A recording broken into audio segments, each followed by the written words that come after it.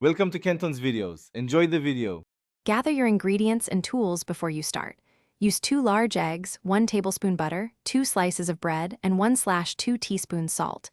Avoid cheese and mayonnaise to keep the sandwich light and shelf-stable. Have optional fillings: 1/4 avocado, 2 tomato slices, 1 tablespoon mustard. Also get a fork, small bowl, spatula, and a non-stick skillet. Pat bread dry and slice avocado thinly if using. Rinse and dry tomato slices. Room temperature eggs cook more evenly, so rest them for 5 minutes if refrigerated. Crack and whisk briskly. Whisk 2 eggs with 1 tablespoon milk and 1/4 teaspoon pepper until slightly frothy. Heat a non-stick skillet over medium, add 1 tablespoon butter and let it foam. Pour eggs into skillet, reduce heat to medium-low, and cook gently, stirring for 2 minutes, then fold into an omelet shape. Cook on medium heat with 1 tablespoon butter for about 3 minutes total until set but moist. Meanwhile, toast bread to golden, about 2 minutes per side in a separate pan or toaster. Keep plates warm.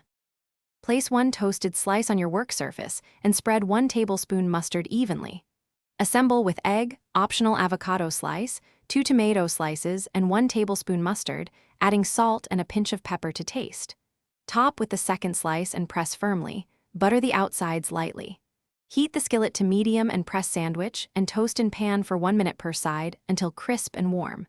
Let rest 1 minute, slice, and serve. Store leftovers up to 24 hours, refrigerated in an airtight container, and reheat gently.